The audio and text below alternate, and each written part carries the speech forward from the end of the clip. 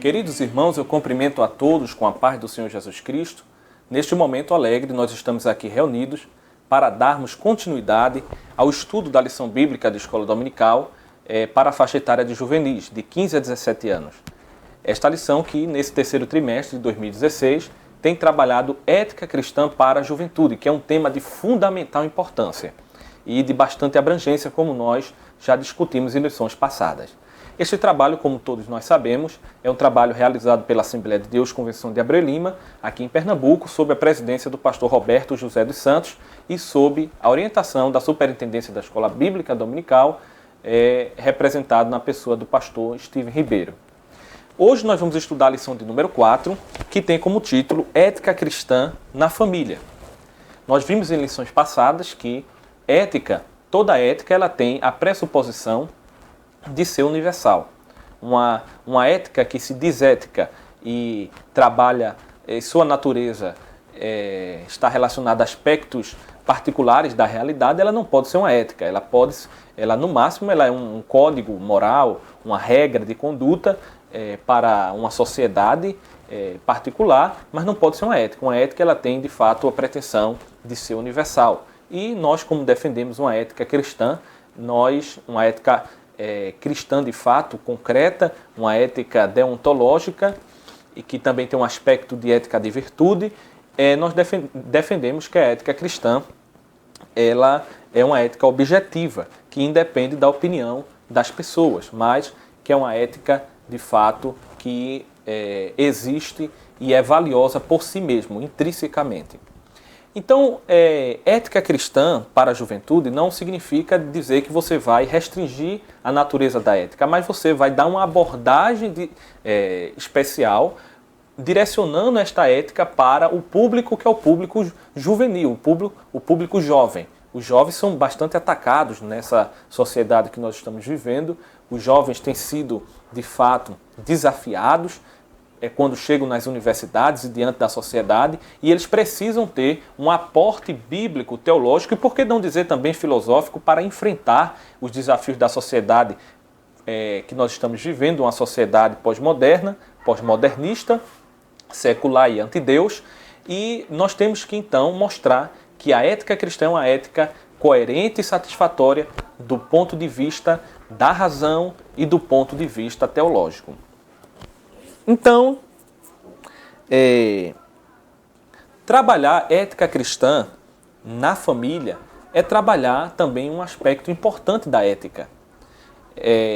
Obviamente que quando trabalhamos a temática da família, nós estamos trabalhando a temática da ética sob o ponto de vista da ética normativa e sob o ponto de vista da ética aplicada. A família, de fato, é uma instituição criada por Deus.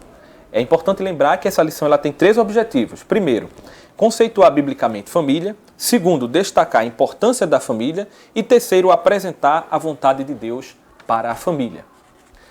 Se o primeiro objetivo desta lição é conceituar biblicamente o que é família, então, diante da pergunta o que é família, nós temos que recorrer à Bíblia Sagrada, porque ela vai nos informar e vai nos dizer o que é a família. E o texto bíblico aqui é importante, né? O texto sagrado aqui é muito importante. Eu tenho aqui em mãos um livro que eu quero aproveitar para recomendar aos professores, que é o livro A Família no Antigo Testamento, História e Sociologia, do pastor Esdras Costa Bento. Este livro que ele trabalha o conceito bíblico de família, sobretudo no Antigo Testamento, mostrando também o contexto da época antiga, na Mesopotâmia, nos povos antigos, as leis antigas, e mostrando a superioridade da ética bíblica frente a esses códigos de éticas vigentes à época.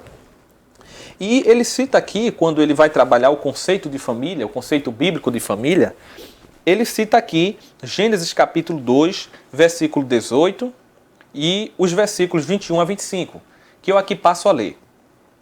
Diz assim a Bíblia Sagrada: Não é bom que o homem esteja só. Far-lhe-ei uma adjuntora que esteja como diante dele. Então o Senhor Deus fez cair um sono pesado sobre Adão, e este adormeceu, e tomou uma de suas costelas, e cerrou a carne em seu lugar. E da costela que o Senhor Deus tomou do homem, formou uma mulher, e trouxe-a a Adão. E disse Adão: Este é agora osso dos meus ossos e carne da minha carne. Esta será chamada varoa, porquanto do varão foi tomada. Portanto deixará o varão seu pai e a sua mãe, e apegar-se-á à sua mulher. E serão ambos uma carne. E ambos estavam nus, o homem e a sua mulher, e não se envergonhavam. O que é que nós podemos, então, deduzir do texto sagrado que ora acabamos de ler? Podemos, então, entender que a família, do ponto de vista bíblico, é uma instituição de Deus. Quando diz a Bíblia aqui, não é bom que o homem esteja só, far-lhe-ei uma adjuntora que esteja como diante dele. O sujeito aqui é o próprio Deus. Deus, ele disse, far-lhe-ei uma adjuntora.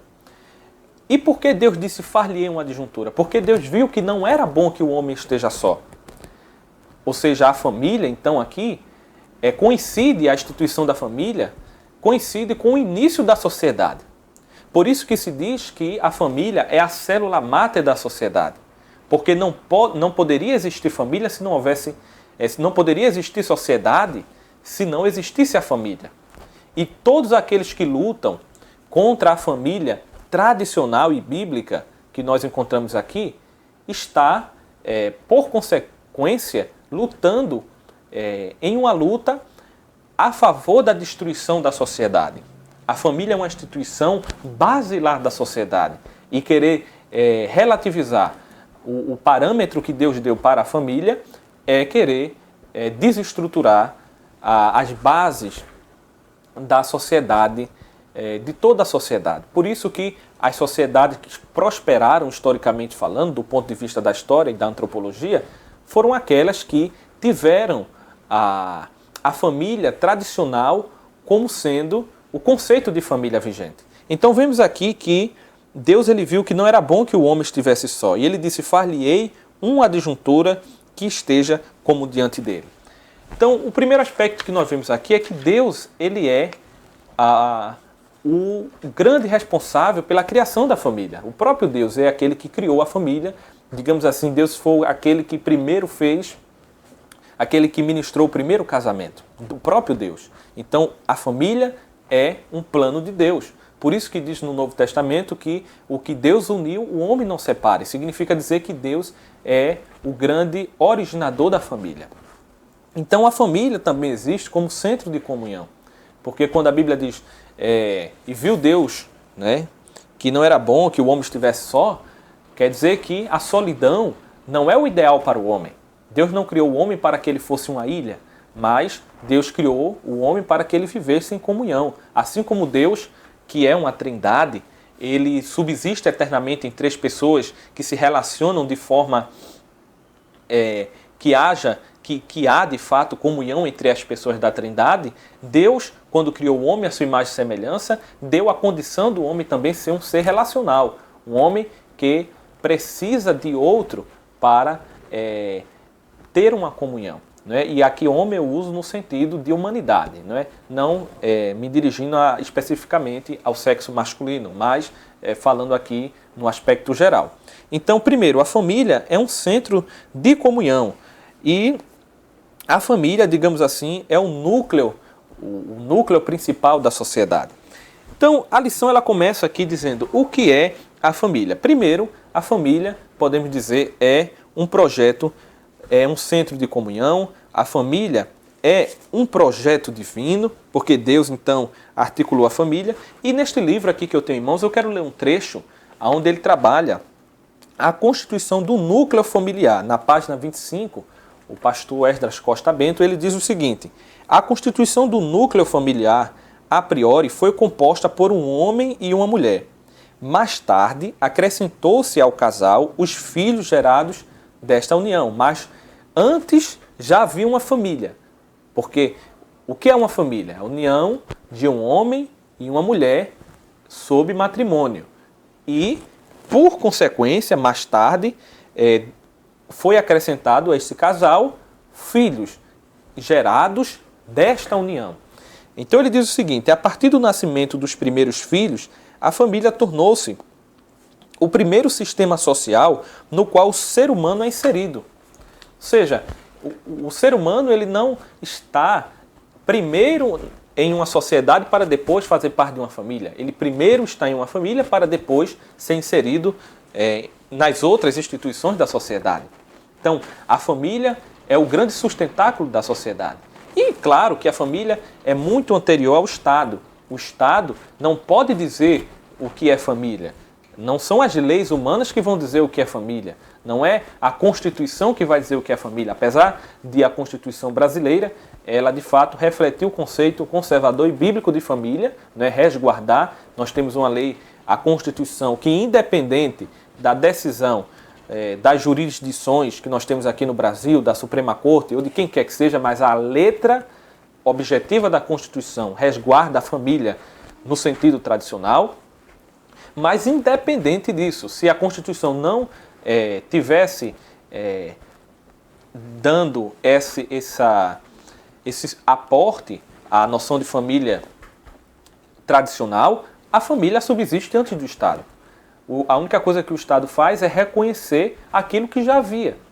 Antes de toda a organização burocrática estatal, a família, de fato, ela já existia como instituição do próprio Deus. Então nós vemos aqui, nas palavras do pastor Esdras Costa Bento, que a família tornou-se o primeiro sistema social no qual o ser humano é inserido. E ele diz aqui, a primeira família, formada apenas por duas pessoas, tornou-se numerosa por meio dos filhos, que ao serem gerados, se inseriram no núcleo familiar, assumindo diversos papéis dentro da família. Filho, irmão, neto, primo, etc. Porque alguém pode dizer o seguinte, mas eu não tive o privilégio de ser criado em uma família tradicional, de pai e mãe. Eu fui criado com a minha tia, eu fui criado com a minha avó, eu fui criado, sei lá, com um primo. Mas percebam que, independente disso, só existe primo, só existe vovó, só existe vovô, né?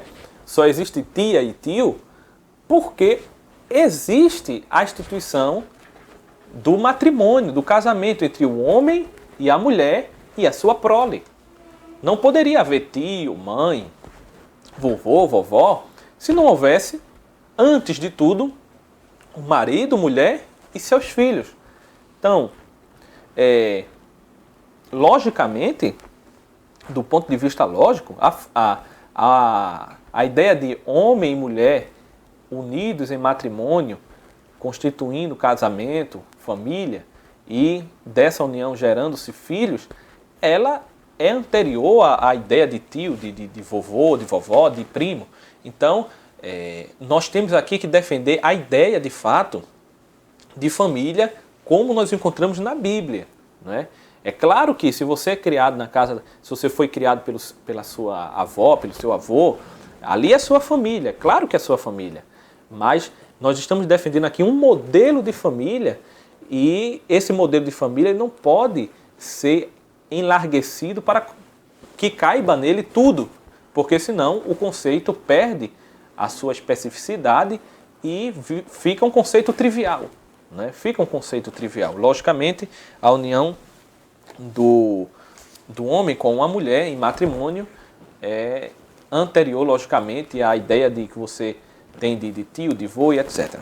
Então, a família é um projeto divino, ela é constituída por um homem e por uma mulher, ou seja, é uma união heterossexual, é um centro de comunhão. E nós temos então alguns princípios bíblicos que nós podemos deduzir do texto de Gênesis para a família. E aqui eu também quero indicar um outro livro, que é um livro de ética cristã, do Dr. Norman Geisler, este livro aqui, que é um livro muito importante, que ele tem aqui muitas opções e questões contemporâneas relativas a temas de ética. E sobre a questão dos princípios bíblicos para a família, ele aqui nos dá algumas indicações sobre os princípios bíblicos para a família. Primeiro, ele diz que o casamento é algo que acontece entre um homem e uma mulher. O casamento bíblico só é possível entre um homem e uma mulher. Desde o princípio, essa relação é evidenciada na Bíblia. Por exemplo, a Bíblia diz em Gênesis capítulo 1, versículo 27, que Deus criou homem e mulher. e ordenou dizendo, frutificai e multiplicai-vos, em Gênesis capítulo 1, versículo 28. Então, a reprodução natural só é possível com a união entre homem e mulher. Se um dos propósitos, e o propósito principal da família, na união do homem com a mulher é a reprodução, imagine-se que você consiga, por meios até judiciais, criar um conceito de família que relativize essa ideia de que o casamento se dá entre homem e mulher. Você coloca aí um homem com outro homem, uma mulher com outra mulher. Então você quebra imediatamente a potencialidade para a reprodução. Então, contrariando objetivamente o propósito original que Deus deu quando instituiu a família. De acordo com as Escrituras, Deus formou o homem do pó da terra. Depois, diz a Bíblia que da costela que o Senhor Deus lhe havia tomado, formou a mulher. E acrescenta, portanto, o homem deixará seu pai e sua mãe e se unirá à sua mulher e serão uma só carne. Serão uma só carne, homem e mulher. Esse é o modelo bíblico. Primeiro, então, característica, princípio bíblico para a família é que o casamento é entre um homem e uma mulher. Segundo, é que o casamento envolve união sexual. Ou seja, todo tipo de união sexual que existe fora do matrimônio, a Bíblia tem isso como algo pecaminoso. A união sexual no casamento também é um ensino claro das Escrituras. E isso é assim por várias razões. Essa união é chamada de uma só carne, como nós acabamos de ler em Gênesis capítulo de número 2 e o versículo de número 24. Então, o casamento envolve uma união sexual. Inclusive, o apóstolo Paulo, no Novo Testamento, lá no livro de Coríntios, né, é importante se o professor quiser anotar, 1 Coríntios capítulo 7, versículo 2 em diante, ele diz o seguinte: por causa da imoralidade, cada homem tem a sua mulher, e cada mulher seu marido. O marido cumpra a sua responsabilidade conjugal para com a sua mulher, isso aqui está falando de fato da relação sexual, e do mesmo modo a mulher para com o marido. Ele chama isso daqui de responsabilidade conjugal, essa tradução traduzida desta forma, responsabilidade conjugal. A mulher não tem autoridade sobre o próprio corpo, mas sim o marido. Também, da mesma forma, o marido não tem autoridade sobre o próprio corpo, mas sim a mulher. Por isso que o princípio, tal qual Deus instituiu no início, em Gênesis, é que se tornarão uma só carne. E a Bíblia, então, chama a relação sexual que ocorre antes do casamento, é chamada muitas vezes de fornicação. E aquela realizada fora do casamento, né, a relação sexual fora do casamento, é chamada na Bíblia muitas vezes de adultério, chamado de adultério. Outro princípio bíblico para a família é que o casamento envolve uma aliança diante de Deus. Uma aliança diante de Deus. Tem um texto muito importante, que está aqui em Provérbios, capítulo 2, versículo 17, que diz o seguinte: que abandona o companheiro da sua mocidade e se esquece da aliança que fez com seu Deus. Aqui o escritor, o sábio Salomão, ele está falando da infidelidade. E ele diz que aquele que abandona o companheiro da sua mocidade se esquece da aliança que fez com Deus, porque o casamento é uma instituição feita por Deus, envolve uma aliança que o homem faz e a mulher faz diante de Deus. O casamento, como nós sabemos, também tem uma duração, e a duração, a Bíblia diz, o aspecto ideal é que a Bíblia diz que é até que a morte separe, porque a Bíblia diz em Mateus 19:6 que, portanto, o que Deus uniu, o homem não separe. Mateus capítulo 19 e versículo 6. Então, nós entendemos que o casamento é a instituição que Deus ele criou no início para dar, de fato, o pontapé inicial à família.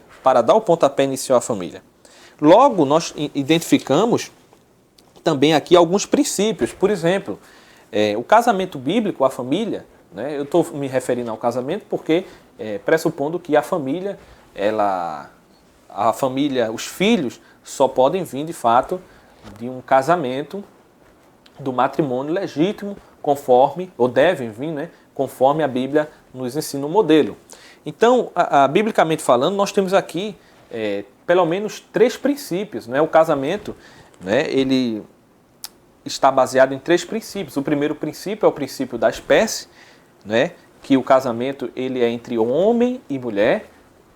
A Bíblia ela reprova como algo totalmente abominável, como algo totalmente reprovável, a ideia, por exemplo, de relativizar esse aspecto da espécie. Né? Existem pessoas, inclusive, que são ativistas dos chamados direitos humanos, entre aspas, que defendem o casamento zoófilo, né? Casamento, entre aspas, mais uma vez aqui, casamento entre homens com cachorro, com animais, né? Porque dizem que o homem ele tem liberdade para isso. Mas, biblicamente falando, isso é um absurdo e eticamente falando também. Então, primeiro, espécie. Segundo, número. Né? Deus disse, o homem deixará seu pai sua mulher, e a sua mãe e se unirá à sua mulher, tal qual a mulher também. Então, o número aqui é 2, ou seja, espécie humana. O número em 2 é um casamento monogâmico. A Bíblia ela não dá sustentação à ideia de casamento de várias pessoas, um homem com várias mulheres. Né? E, por último, o gênero. Né? O gênero, o casamento acontece entre o homem e a mulher, gênero masculino e feminino. Então temos aqui o seguinte, o Norman Gardner nos diz o seguinte, há outro fato acerca do qual os cristãos concordam, o casamento é monogâmico. Aqui alguém pode dizer, bem, mas e o Antigo Testamento? Não é? Os heróis da fé do Antigo Testamento, eles de fato tiveram experiências com casamentos que não foram monogâmicos. Tiveram experiências com mais de uma mulher. Agora nós temos que entender também o seguinte, que a Bíblia ela é a revelação de Deus progressiva. O modelo para o casamento está em Gênesis, como nós lemos no início, no capítulo 1 e 2. Agora, os homens de Deus no Antigo Testamento tiveram que ir se adequando, né? Se adequando à revelação de Deus, se adequando ao modelo de Deus, e Deus, de fato, tolerou por um momento aquilo ali, mas foi orientando o seu povo a fim de levá-los até a perfeição, a ideia completa que nós vemos no Novo Testamento. Agora, nós que somos igreja, não temos mais essa dificuldade. Então, nós vemos aqui alguns princípios de Deus para a família e vimos o que é a família. A lição ela diz aqui na página 29 que a família bíblica projetada por Deus é a união heterossexual de um macho e uma fêmea, monogâmica, com um único homem para uma única mulher, insolúvel e com o propósito de gerar filho. Nós temos, então, aqui este tipo de conceito bíblico do que é a família. Então, em segundo lugar, qual a importância da família para o século XXI? Eu trouxe aqui também algumas informações importantes para trazer aqui, que é o seguinte, a família ela é importante para a sociedade, porque a própria sociedade se baseia na família. Né? A própria sociedade se baseia na família. Se você disser que o matrimônio é uma ideia arbitrária, que pode ser mudado o conceito de casamento, segundo a consensualidade, né, efetiva das pessoas, você vai, de fato, destruir a ideia de família e vai destruir também a sociedade. Você tira o sustentáculo, todo o prédio vem à ruína.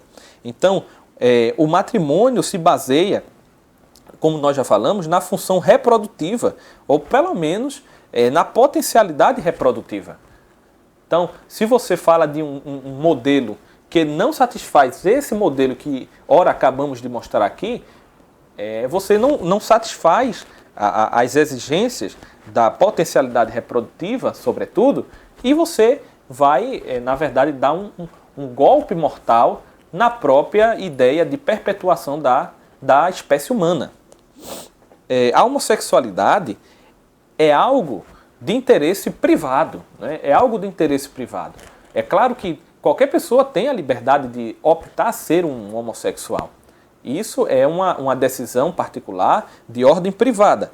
Agora, você tomar esse tipo de prática e normatizar, elevar ao nível de família, impondo à sociedade esse tipo de prática como sendo um modelo ideal, adequado de família, você está, na verdade, relativizando aquilo que eu já falei aqui, que é relativizando a questão do gênero, né? São 3 os fundamentos: espécie, número e gênero. Se você relativiza o gênero, né, um homem casa com outro homem, e isso pode ser considerado família, tal qual a família tradicional. Você depois pode relativizar o número, né, onde tem países por aí que estão querendo aprovar a poligamia, né? E por último também aprovar até modificar a ideia de espécie, também como existem países, como eu já acabei aqui de falar, né, há pouco, que existem pessoas que querem modificar isso daí. Então a família, toda a sociedade humana, não só ocidental, mas parte da sociedade oriental também, ela se sustentou na ideia de família que nós defendemos aqui, a ideia bíblica, judaico-cristã, né? Judaico-cristã. Então a importância da família é muito grande, né? É muito grande. Nós temos, ele coloca aqui 2 pontos importantes. Ele diz o seguinte: vivemos tempos trabalhosos, segundo Paulo diz em 2 Timóteo capítulo 3, versículo 1. Mas Deus conta com a sua igreja para batalhar pela fé evangélica, defendendo os valores bíblicos para a preservação da família.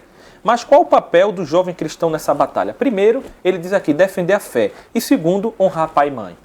Não adianta também nós termos jovens bastante alicerçados em argumentos para defender tudo aquilo que eu acabei de dizer, não só do ponto de vista bíblico, mas se entrássemos aqui também no ponto de vista ideológico, filosófico, teológico e assim por diante, e termos jovens que, na verdade, não têm uma vida feliz em família, né? Ou seja, você tem que ter jovens que saibam defender os valores bíblicos para a preservação da família tradicional, não é? Essa família segundo o conceito conservador, mas também jovens que saibam preservar suas próprias famílias, viver feliz na sua família, honrando o pai e mãe, segundo a Bíblia diz desde o início, lá nos 10 mandamentos, né? O grande mandamento, né? Que honra teu pai e a tua mãe, para que os teus dias se prolonguem sobre a face da terra. Então nós temos que dizer isso para os nossos jovens. E voltando aqui à questão da defesa da fé, é importante dizer o seguinte, que é uma estratégia, uma estratégia importante, na verdade, para se dizer aos jovens o seguinte: o jovem que está sendo desafiado, que está recebendo críticas de alguma pessoa na sociedade, um professor, um amigo, em relação aos valores cristãos para a família, ele tem que identificar nesse discurso, esse discurso opositor, qual é a ordem desse discurso. Se é uma ordem moral, se é uma ordem política, se é uma ordem, ou se é de outra ordem. Porque se alguém vai atacar o conceito de família usando, por exemplo, um discurso político, um discurso que está baseado em leis e na noção de direito, etc., ele tem que também estar preparado para debater nesse nível. Se for no nível dos valores, ele tem que debater também usando o nível dos valores, nunca querendo inverter a ordem do discurso, porque isso, na verdade, é perda total, né? Isso aí vai gerar pessoas que não vão se entender nunca, jamais. Então, nós temos que explicar isso daí. A lição diz aqui para nós o seguinte, nós estamos já caminhando para concluir. A vontade de Deus para a família é que ela seja um núcleo em que os seus membros reflitam a glória de Deus. Uma família em que nós vemos o reflexo da glória de Deus. A vontade de Deus, o último ponto da lição, a vontade de Deus para a família é que, como diz aqui no Salmo 128, é possível observar um bom modelo, um belo modelo de família, um lar de paz tementes a Deus, né, cuja renda do trabalho honesto é suficiente para o sustento familiar e a harmonia observada na comunhão cotidiana. Então temos que pensar, de fato, a vontade de Deus para a família. Não apenas o modelo bíblico de família, mas qual a vontade de Deus para a família. Então que Deus possa abençoar cada um de nós.